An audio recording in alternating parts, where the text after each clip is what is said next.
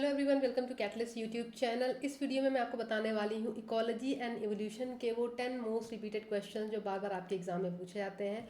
वैसे तो ये यूनिट ऐसी है जिसके काफ़ी सारे टॉपिक्स ऐसे हैं जिनसे क्वेश्चंस बार बार आते हैं, क्योंकि एग्जैक्टली अगर इस यूनिट का कंट्रीब्यूशन देखा जाए CSI नेट लाइफ साइंस के पेपर में तो सबसे ज़्यादा स्कोरिंग यूनिट आपकी ये होती है। 60 से 70 मार्क्स के क्वेश्चन आपको इकोलॉजी इवोल्यूशन से मिल जाते हैं। तो कई सारे टॉपिक्स आपके इकोलॉजी इवोल्यूशन के ऐसे जिनसे क्वेश्चंस बार बार पूछे जाते हैं।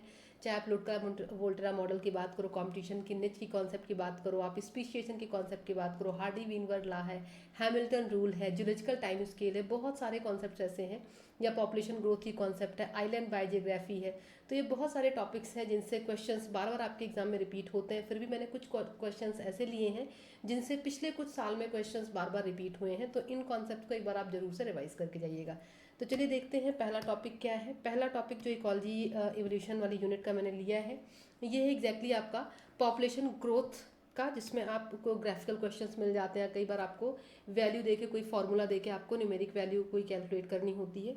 तो जो पहला टॉपिक है आपका, ये पॉपुलेशन ग्रोथ एंड रेगुलेशन का है, जिससे क्वेश्चंस आपके बार बार रिपीट होते हैं। आप देख सकते हैं सितंबर 22 के पेपर में, जून 21 के पेपर में एंड दिसंबर 19 के पेपर में कुछ क्वेश्चंस मैंने डाले हैं। इसके अलावा भी और काफ़ी सारे क्वेश्चंस आपको मिल जाएंगे। सेकंड जो मोस्ट रिपीटेड क्वेश्चन आपका है, जिससे एक नया क्वेश्चन जरूर एग्जाम में मिलता है, बार बार रिपीट होता है ये टॉपिक आपके एग्जाम में, वो है हार्डी वीनवर्ग लॉ का। इस पे बेस्ड न्यूमेरिकल्स आपके एग्जाम में ज़रूर से पूछे जाते हैं। कोई भी पेपर आप उठा लोगे आपको एक ना एक क्वेश्चन इससे ज़रूर मिलेगा। आप देख सकते हैं जून 21 का पेपर है ये। फिर आप देख सकते हैं जून 21 का सेशन सेकंड था। फिर जून 21 में भी एक क्वेश्चन और पूछा गया है। आप देख सकते हैं पहला क्वेश्चन था, दूसरा क्वेश्चन था और ये तीसरा क्वेश्चन है। फिर आप देख सकते हैं नवंबर 20 में भी आपको क्वेश्चन इससे दिख रहा है। तो इस तरीके से ये जो पार्ट है ये भी काफ़ी रिपीटेड क्वेश्चन है आपके एग्जाम में। थर्ड, और ये भी एक इम्पॉर्टेंट टॉपिक है, मतलब बार बार इस पर भी क्वेश्चंस रिपीट हुए हैं, हालांकि इसको आपको याद करना पड़ता है।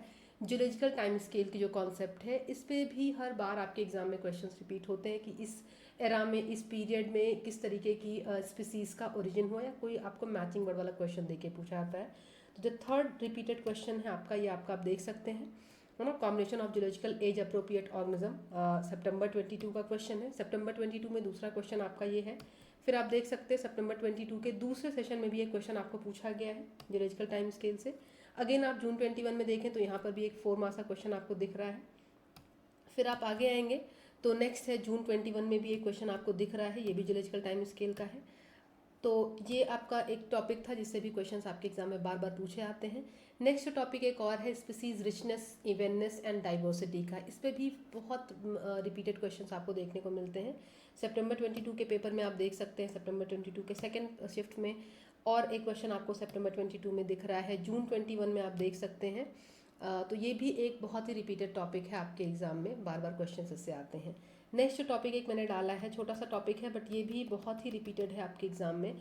जो सर्वाइवरशिप कर्व की कॉन्सेप्ट आप पढ़ते हैं, स्पीसीज टाइप 1, टाइप 2, टाइप 3, किस टाइप के स्पीसीज में कैसे सर्वाइवरशिप कर्व आपको देखने को मिलते हैं, ये क्वेश्चन भी बार बार आपके एग्जाम में पूछा जाता है। सितंबर 22 का पेपर आप देख सकते हैं, नवंबर 20 का पेपर है ये, नवंबर 20 का दूसरा पेपर है। तो आप देख सकते हैं ये क्वेश्चन भी काफ़ी रिपीटेडली आपके एग्जाम में पूछा आता है। नेक्स्ट जो कॉन्सेप्ट है आपकी ये नेट प्राइमरी प्रोडक्टिविटी कैलकुलेशन की जो कॉन्सेप्ट है, इस पर भी क्वेश्चंस काफ़ी रिपीटेड आपके एग्जाम में आते हैं। आप देख सकते हैं कुछ क्वेश्चंस यहाँ पे मैंने डाले हैं। अगला जो टॉपिक है वो आप देख सकते हैं, ये जो कंपटीशन की कॉन्सेप्ट है जिस पे बेस्ड आप लुटका वोल्टेरा मॉडल वगैरह पढ़ते हैं, उस पे बेस्ड न्यूमेरिकल्स आते हैं, थ्योरेटिकल क्वेश्चंस आते हैं और ग्राफिकल क्वेश्चन भी आपके एग्जाम में आते हैं। तो इस कॉन्सेप्ट को भी आप रिवाइज करके जाएंगे। लास्ट जो टॉपिक इसमें आप देख सकते हैं वो R&K सेलेक्टेड स्ट्रैटेजी पे भी क्वेश्चंस रिपीटेडली आपके एग्जाम में आते हैं, और निच से भी रिलेटेड क्वेश्चंस आपके एग्जाम में बार बार पूछे आते हैं। तो इन टॉपिक्स को भी आप प्रॉपर रिवाइज करेंगे क्योंकि ये मोस्ट रिपीटेड क्वेश्चंस हैं। इन क्वेश्चंस के आने की प्रोबेबिलिटी बहुत ज़्यादा है आपके एग्जाम में। अगला एक और जो है रिपीटेड क्वेश्चन मैंने डाला है, आप देख सकते हैं नवंबर 20 का है।